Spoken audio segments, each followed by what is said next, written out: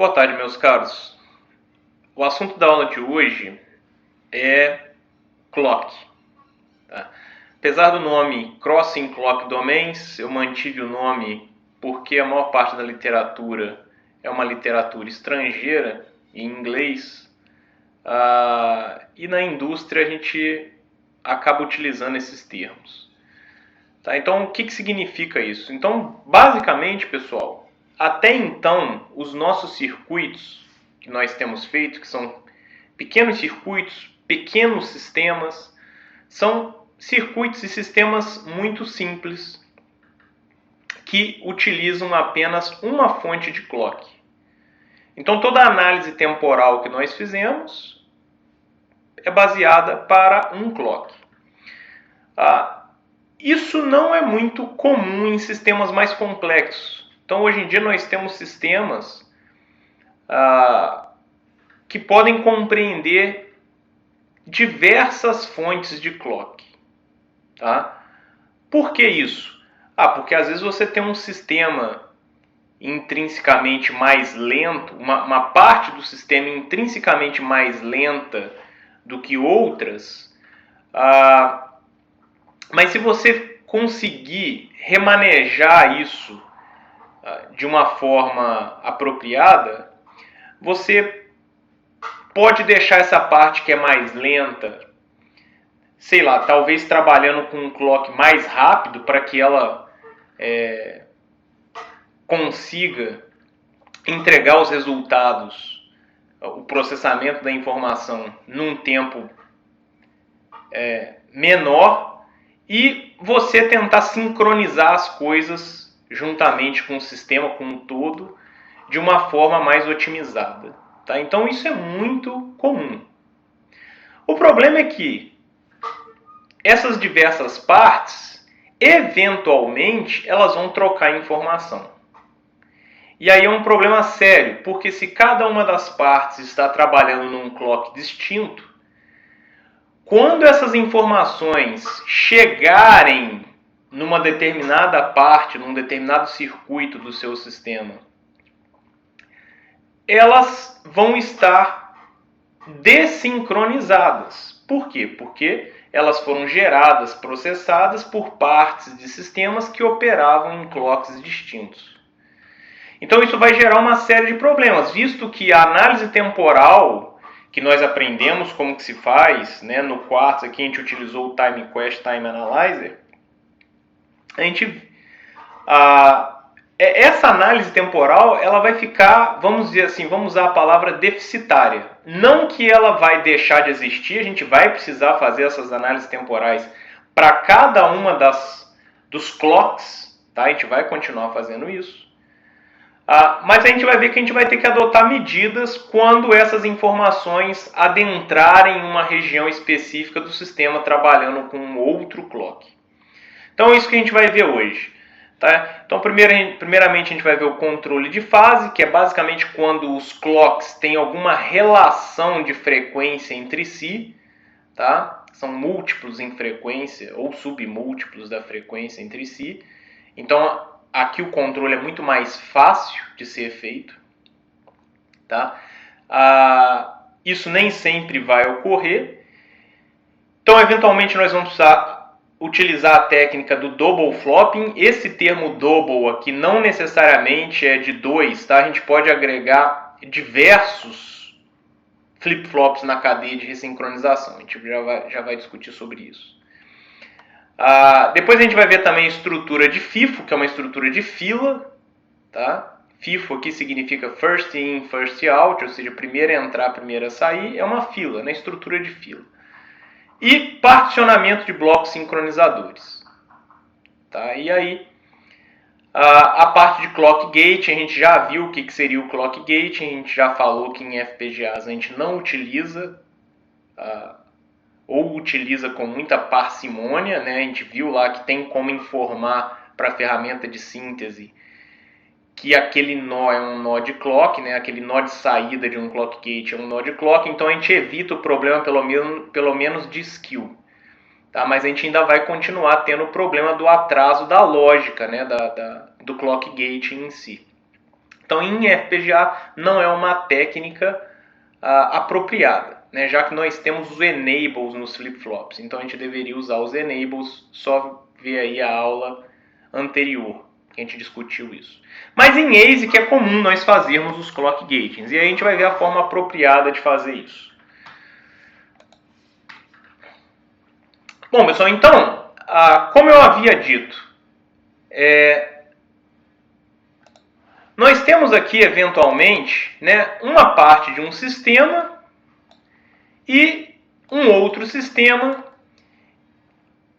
Interface 1 trabalha no clock 1, interface 2 trabalha no clock 2 e, eventualmente, informação saindo do domínio do clock 2 vai para o domínio do clock 1 ou do clock 1 vai para o clock 2. E aí, o que acontece? Tá? Então, basicamente, é isso aí que a gente vai analisar, já que isso não é trivial, como pode ser imaginado num primeiro momento.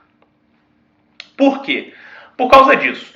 Então vamos imaginar aqui que nós tenhamos dois clocks, eu chamei de slow porque tem uma frequência menor do que o fast. Então dois domínios de clock, o slow e o fast. Aqui nós temos as nossas bordas de subida, ó. Aqui as nossas bordas de subida, tá? Ó, vou deixar elas bem marcadas aqui.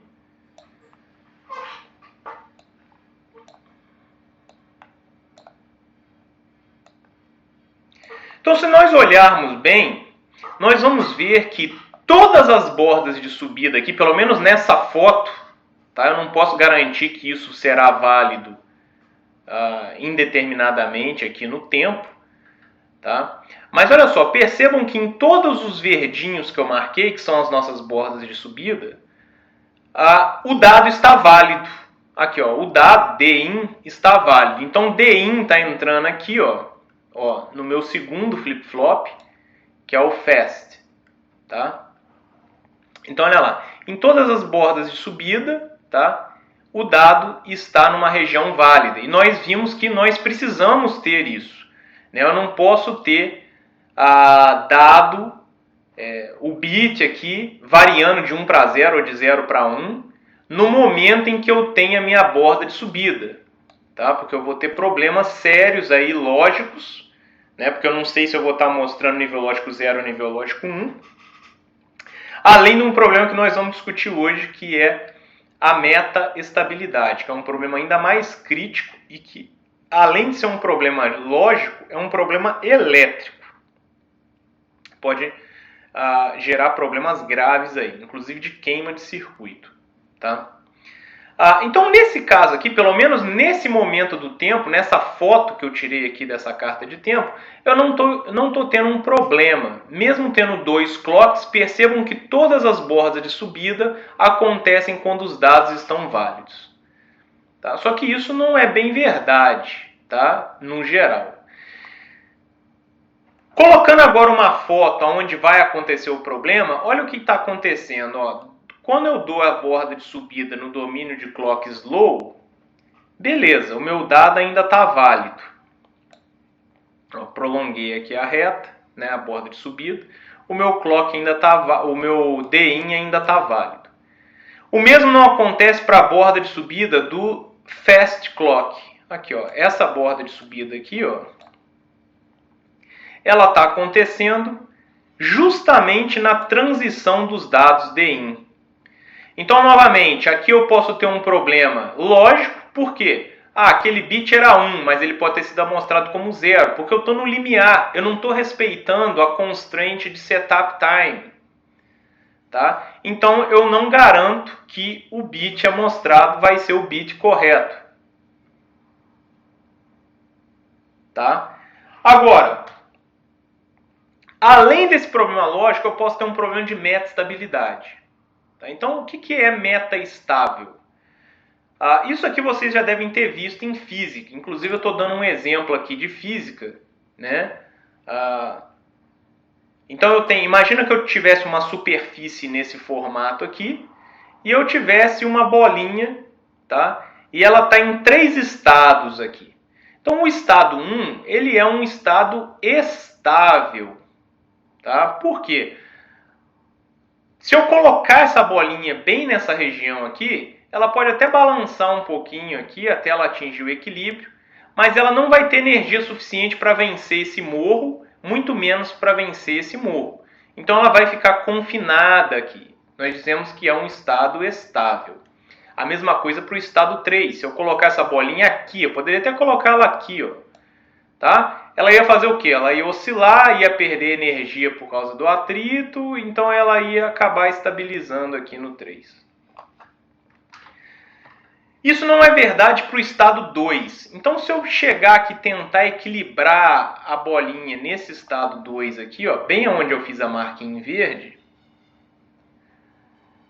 qualquer energia lateral que essa bolinha vier receber de um lado ou de outro, vai fazer ela sair desse estado e vir aqui ou para o estado 1 ou para o estado 3. Então, esse estado, ele não é estável. Ah, professor, mas ela está paradinha ali no 2. Sim, eu fui lá com todo o cuidado, deixei ela paradinha ali no 2, ela ficou lá. O problema é que qualquer energia que ela receber, ela vai tirar a bolinha desse estado. Então nós dizemos que este é um estado metaestável. Tá? Então, em circuitos, o que seria essa metaestabilidade? Então, olha lá, imagina de novo, nós temos o nosso clock 1, que seria o slow, né? Tem uma frequência menor, aqui nossas bordas de subida, e o clock 2, onde aqui nós temos as nossas bordas de subida. Nós estamos considerando que os flip-flops processam a informação na borda de subida do clock. Aí olha lá o que aconteceu, né? Lembrando que é esse circuito. Tá? Então, D-in é o dado adentrando o segundo flip-flop que está operando no segundo domínio de clock. Então, olha lá o que nós temos. Imagina que D-in ele está estável aqui, aí nessa janela aqui, ó, ele está fazendo a mudança de nível lógico de 0 para 1. E é justamente nessa janela, né, que eu tenho a borda de subida do clock. Então, de novo, eu não posso garantir se eu estou mostrando nível lógico 0 e nível lógico 1. Lembrando que nível lógico 0 e nível lógico 1 são abstrações de tensões elétricas, onde nível lógico 0 geralmente nós adotamos que é 0 volts, e nível lógico 1 aí depende da arquitetura, pode ser 5 volts em sistemas mais antigos, 3.3 já um pouco mais novo, ou menores do que isso. Hoje em dia nós temos aí processadores trabalhando em torno de 600 milivolts, tá? Que seria o nível lógico 1. Mas, de novo, então, entre 0 volts e que seja lá 3.3 volts, isso não é quântico. Eu não vou de 0 para 3.3 num salto, onde eu não sei o que tem no meio do caminho. Já a nossa abstração é de 0 para 1, não tem 0,2, 0,3, não, é nível lógico 0 ou nível lógico 1. Então é uma abstração de dois níveis já considerados estáveis. Porém, fisicamente, isso não está acontecendo. Quando eu estou indo do nível lógico 0, indo para o nível lógico 1, o sistema vai transitar entre valores intermediários do nosso 0 volts e o 3.3 que seja. Então ele vai assumir lá 0, 01, 02, 03, 04, 05 e assim sucessivamente até chegar a 3.3, que está representado justamente por essa rampa aqui, ó. Essa rampinha aqui, ó. Ou seja, não é um salto quântico de 0 para 3.3 volts. Então, na verdade, o nosso flip-flop, que é um circuito elétrico, na verdade ele está mostrando um valor de tensão, tá? Que nós interpretamos como 0 ou como 1. O problema é que, se ele tiver com um valor aqui entre o nível lógico 0 e o nível lógico 1, ele pode amostrar um valor que não é nem 0 nem 1, ó, que eu estou representando aqui como a metade do caminho. Tá? Geralmente é o VDD sobre 2. Então não é uma informação binária válida. O problema é que é um circuito elétrico, não é quântico. Ele pode sim amostrar um valor indeterminado.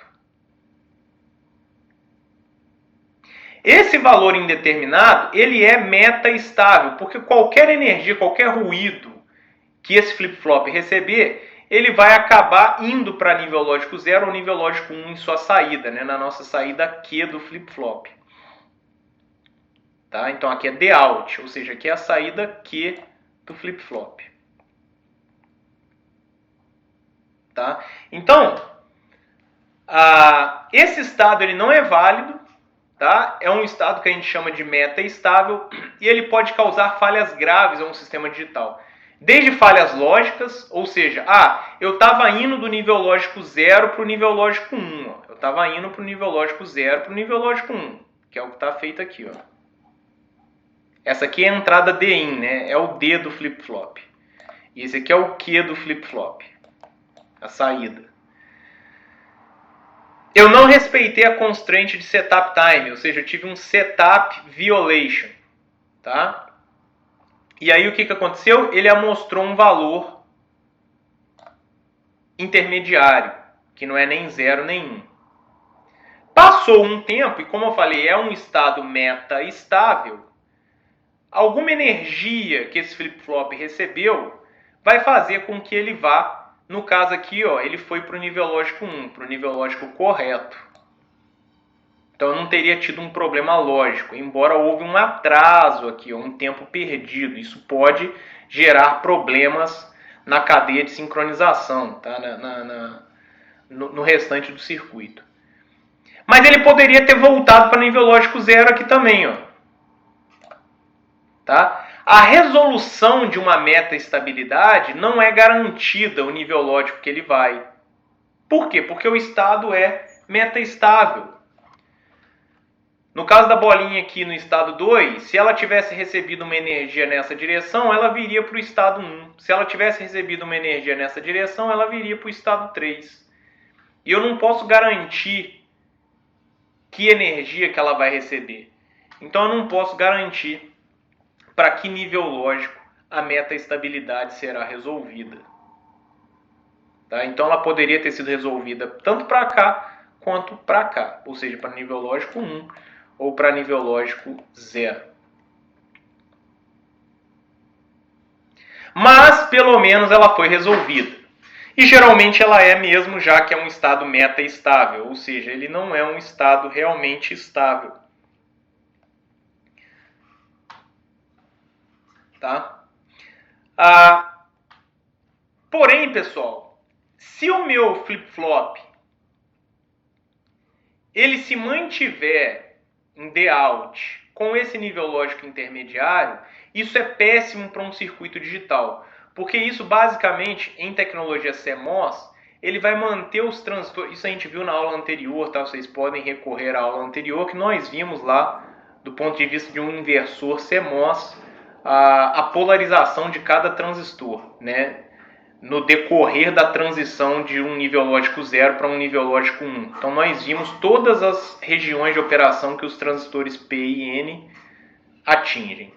Tá? Então você já tem condições de entender o que eu estou discutindo aqui agora.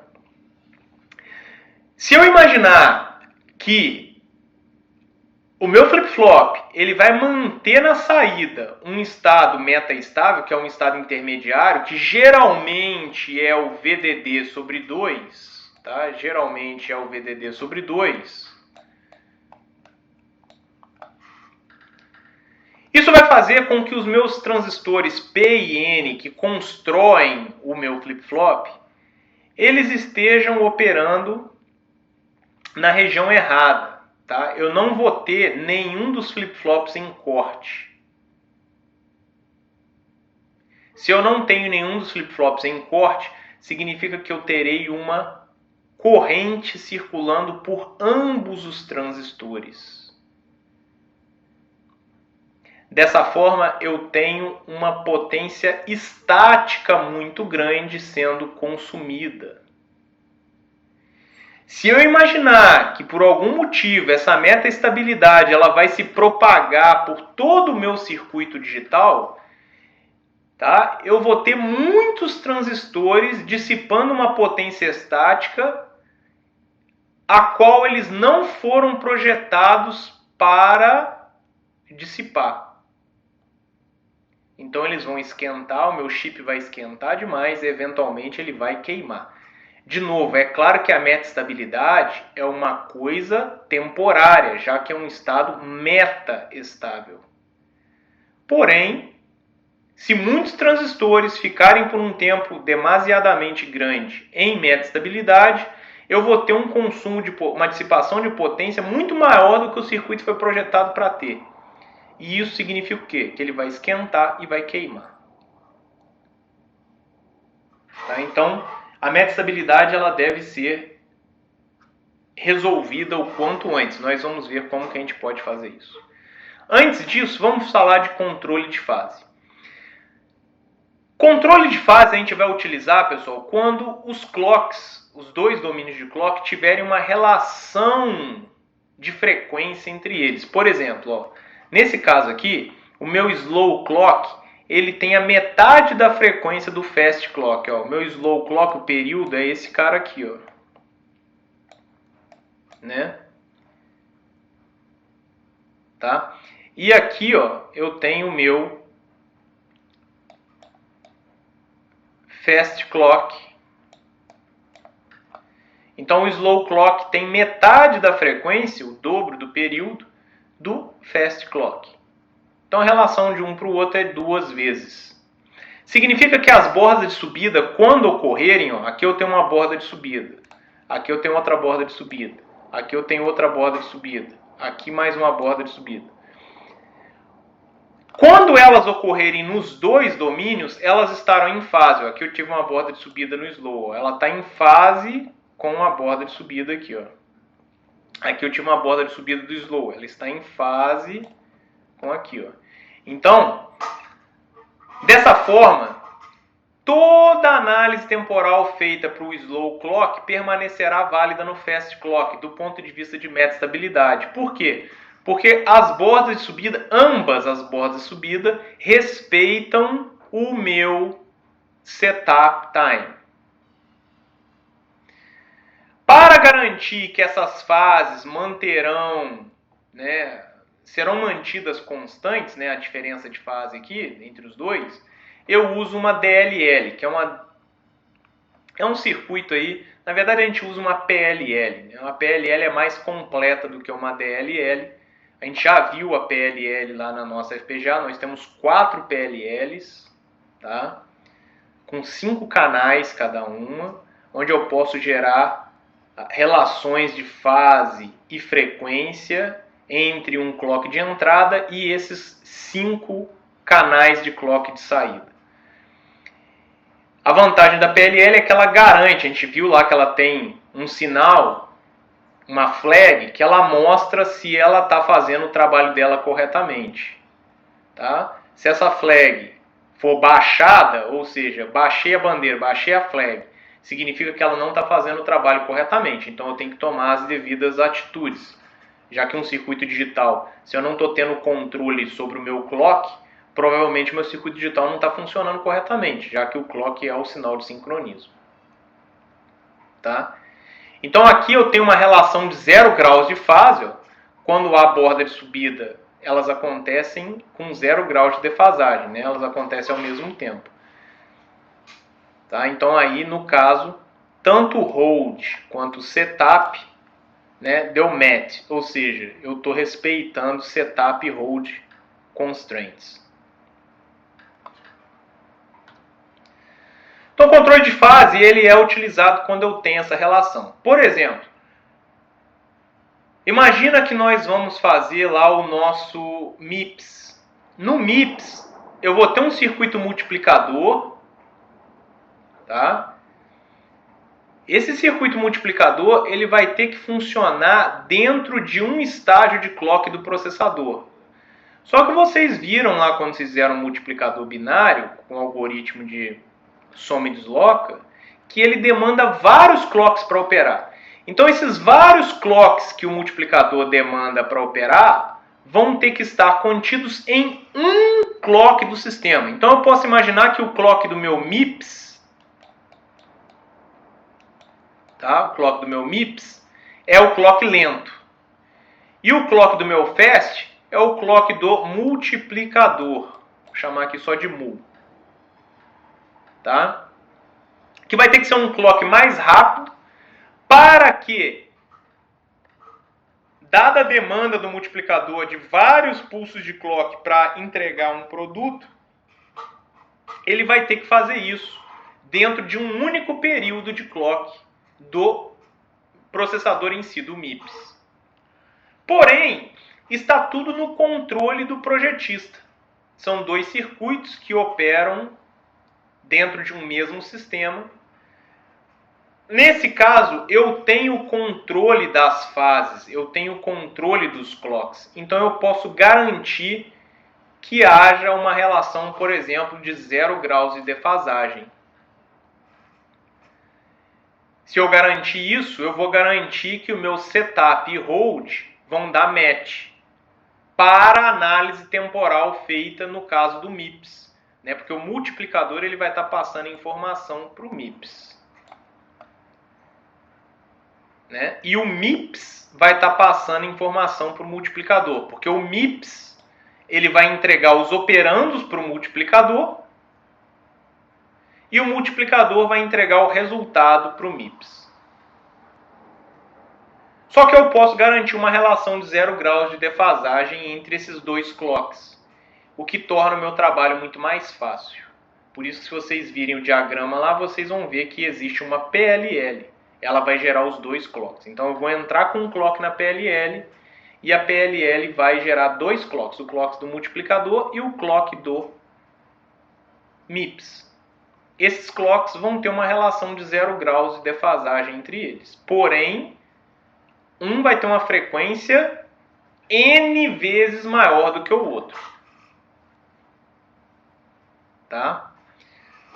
Mas, de qualquer forma, a gente vai garantir desse jeito, né, que eu tenho 0 graus de defasagem entre os dois, que não haverá metaestabilidade desde que eu rode o Time Quest Time Analyzer, né, e resolva as metaestabilidades para o MIPS separadamente e para o multiplicador separadamente.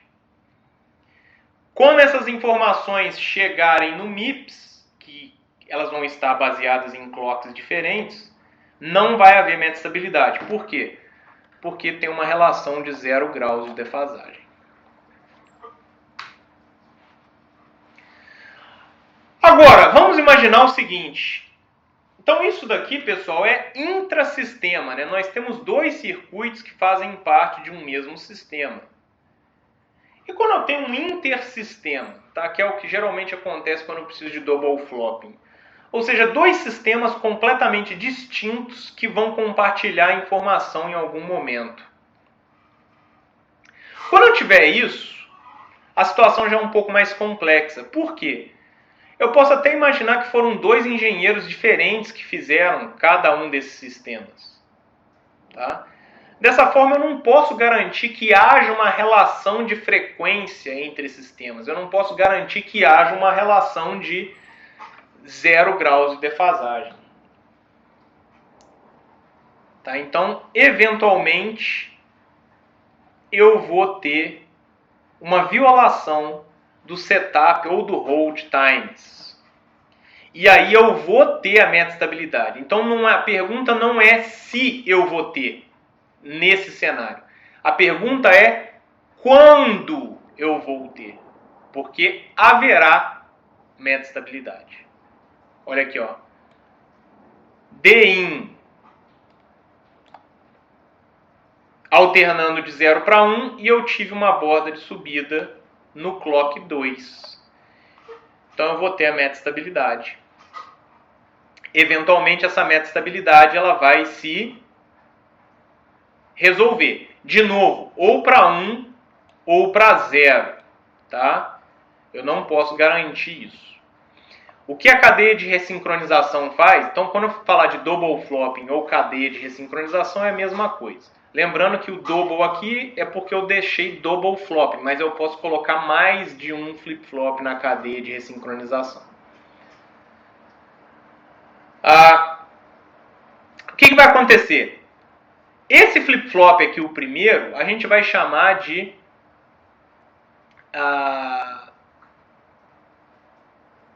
flip-flop ressincronizador. Qual que é a função dele? A função dele é dar tempo para que a metaestabilidade se resolva. Por quê? Eu estou adicionando um atraso. Eu estou dando mais tempo para a metaestabilidade se resolver. Ou seja, imagina, ó, eu tive um DIN que mudou na hora que eu tive a borda de subida aqui. Ó. Então esse DIN mudou junto com a borda de subida. Esse cara aqui ficou num estado metaestável. Eu não posso deixar que essa metaestabilidade se propague para o restante do circuito, porque eu vou ter problemas lógicos e problemas de potência, problemas elétricos graves, como a gente comentou alguns slides para trás.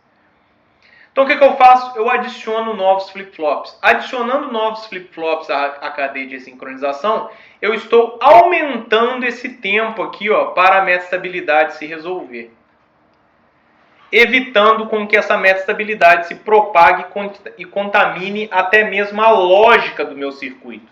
Tá lembrando, ó, aqui a gente desenhou só flip-flops, mas aqui, ó, essa informação do flip-flop ela vai para algum circuito combinacional, lógico ou aritmético, que é o que realmente processa a informação no final do dia, né?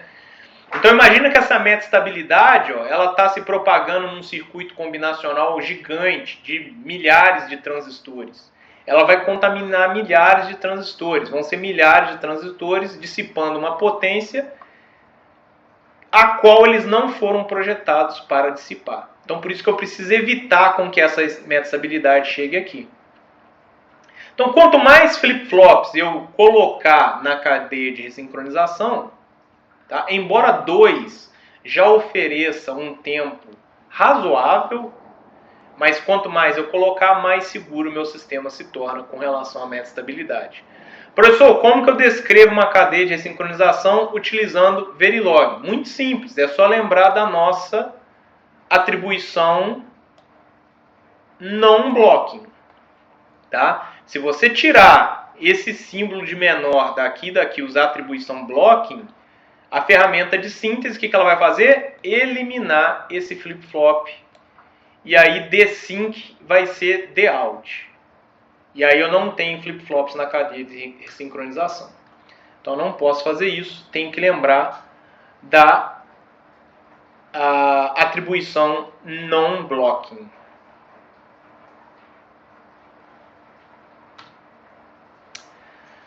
Aspectos práticos que nós temos que fazer. Bom, o primeiro deles é o seguinte. Como eu estou cruzando dois domínios de clock, ó, olha só. Essa informação que veio e passou por esse flip-flop, que eventualmente é DIN aqui, ela foi gerada no clock 1. E agora ela está adentrando um sistema no clock 2. Então não há como a análise temporal feita para DIN, enquanto ela participava de clock 1, ser válida para DIN quando ele for fazer parte de clock 2. Então se eu rodar o Time Quest Time Analyzer, ele vai dar problemas. Não é que ele não vai rodar, ele vai rodar e vai falar, olha, essa trilha aqui, ó, ela tem problemas de temporização. Só que ela tem mesmo, você sabe disso. Por quê? Porque ela é justamente a interface. Tá? Então eu devo informar isso na ferramenta de síntese, na lista de constraints, ou seja, de restrições. Ou eu posso não falar nada e conviver com os erros de temporização que vão ser dados aqui e eu ignoro-os. Tá? Mas o correto é avisar para a ferramenta de análise temporal para ela ignorar problemas temporais nessa trilha em específico. Uma outra coisa que nós temos que fazer é, nessa trilha aqui, apontada aqui pela seta azul, nessa trilha aqui, ó, nesse nó, especificar o menor tempo possível entre os flip-flops. Então eu posso também passar na lista de constraints que essa é uma trilha de ressincronização. E aí a ferramenta de síntese ela vai otimizar o máximo possível o roteamento dessa trilha, para que o ΔT aqui, ó, o tempo de propagação, seja o menor possível. Porque se o tempo de propagação é o menor possível, eu vou estar dando mais tempo para que a minha meta-estabilidade se resolva. Professor, como assim? Se eu estou dando menos tempo, por que eu tenho mais tempo? Porque é o seguinte, eu estou desperdiçando menos tempo com roteamento, então eu estou entregando mais tempo disponível para a meta-estabilidade se resolver. Como que eu calculo isso? Pelo menos faço algumas estimativas. Bom, então, primeira coisa é essa figura de mérito aqui, MTBF. Então, MTBF é uma figura de mérito utilizada em diversas áreas, tá? Geralmente, empresas aí que vão ter que fazer manutenção, né? Se você for um engenheiro de manutenção, você vai ver essa figura. Então, MTBF vem do inglês lá, Mean Time Between Failure, ou seja, é o tempo médio entre falhas. Falha do quê? Falha de qualquer coisa. No nosso caso aqui, é a falha do nosso sistema digital, ou seja, é a ocorrência de meta-estabilidade, ou seja, é o tempo médio entre ocorrências de meta-estabilidade. Como que eu calculo isso? Então eu tenho exponencial aqui, e elevado ao Tmat, a gente já discute o que é o Tmat, dividido por C2. C2 é uma constante dependente da FPGA que nós estamos utilizando.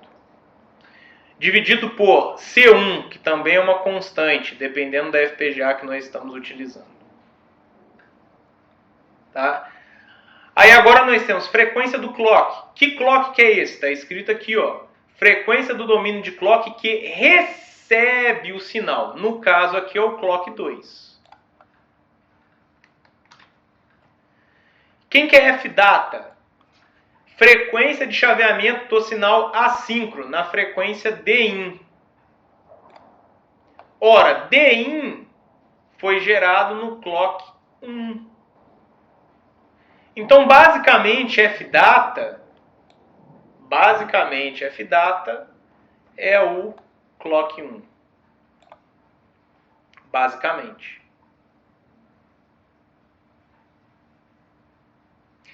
E Tmat, professor? O que é Tmat? Então, Tmat basicamente é o tempo dado nessa trilha aqui, ó. É o tempo disponível,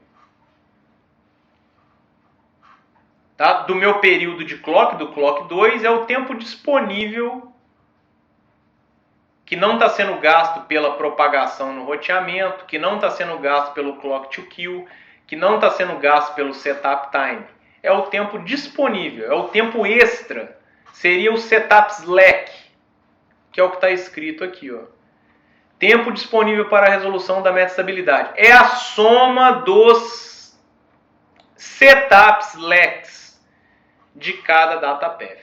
Então, como eu coloquei só um double flopping, tá? Eu só tenho um double flopping, o meu Tmat é um slack.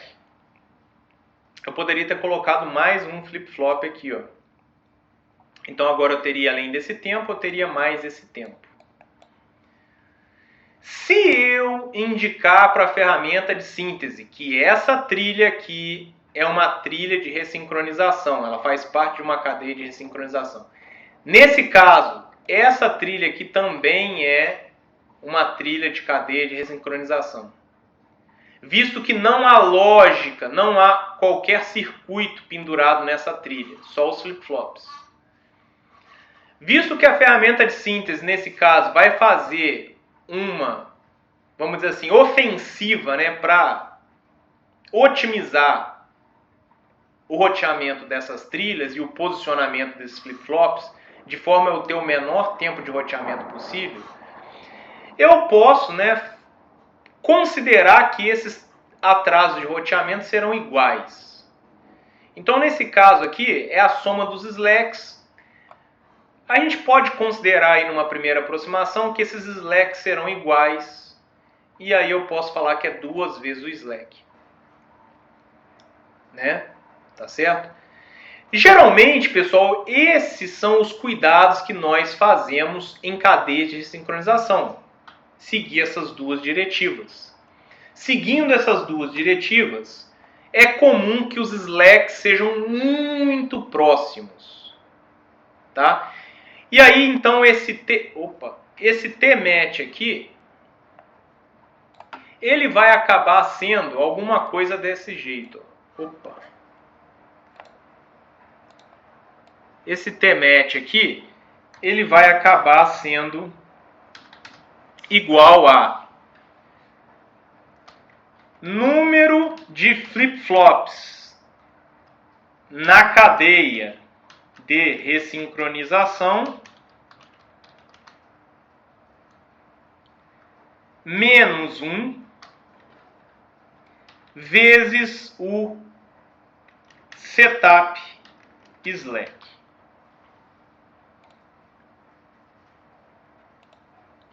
Tá? Então, geralmente, essa equação será válida. Tá? Então, isso vai ser o T-match. Professor, por que número de flip-flops na cadeia? Quantos flip-flops tem aqui? 2, porque é um double flopping nesse caso. E se eu tivesse usado 3? Então, eu vou ter 2 caminhos para que a metastabilidade se resolva. Considerando tudo que a gente discutiu aqui agora, que esses slacks serão muito parecidos, eu vou fazer uma aproximação para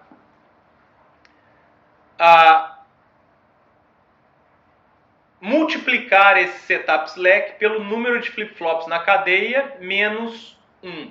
Ou seja, se for um double flopping, 2 flip-flops menos 1, eu só tenho um caminho. Então é um setup slack.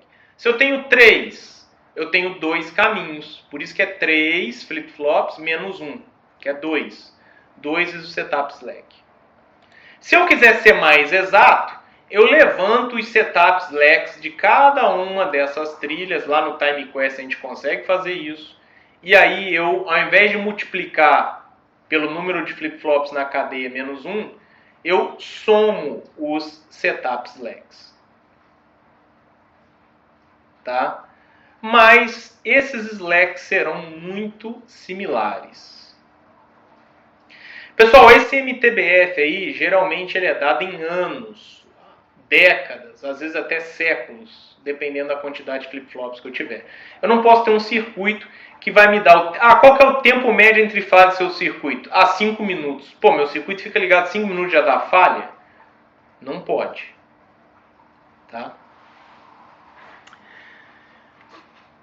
Uma vez que eu tenho o MTBF, eu posso calcular o failure rate. O failure rate é 1 sobre o MTBF do design. Então imagina que no meu sistema eu só tenho uma cadeia de ressincronização. Se eu só tiver uma cadeia de ressincronização, failure rate é 1 sobre esse MTBF dessa cadeia que eu calculei aqui. Agora, imagina que eu tenho um sistema onde eu tenho vários nódulos ali do meu sistema trabalhando num clock. Eventualmente, esses vários nódulos eles vão trocar informações entre si ou entre um componente central, por exemplo, uma água, um processador, não sei. Então significa que eu vou precisar de ter várias cadeias de ressincronização. Veja bem, eu não estou falando agora que eu vou ter vários flip-flops na cadeia. Não é isso. Eu estou dizendo que eu terei várias cadeias de ressincronização. Ou seja, vários esquemas desse aqui. Onde cada uma dessas cadeias pode ter o número de flip-flops que for. Só que aí a minha failure rate ela vai ser dada. É basicamente associação em paralelo de resistor. Qual que é a característica de associação em paralelo de resistor? A resistência resultante ela é menor do que a menor resistência. Aqui é a mesma coisa. O meu failure rate ele é tão tão ruim quanto for o MTBF da minha pior cadeia de ressincronização. Então, por isso que não vale muito a pena eu, nesse cenário de eu ter um sistema com vários nódulos operando em clocks distintos, eu fazer cadeias de ressincronização diferentes. Tá? Não vale muito a pena. Por quê? Eu fiz aqui 15 flip-flops na cadeia de ressincronização. Aí o outro nódulo eu fiz só com 2. Pô, os MTBF serão completamente diferentes. Só que o meu failure rate do meu sistema, ele vai basicamente ser dado pelo MTBF da minha pior cadeia de ressincronização. Então é interessante que eu faça cadeias de ressincronização similares, tá? Para que eu tenha um sistema equilibrado. Então essas são as duas equações que a gente utiliza aí para ter uma ideia, tá?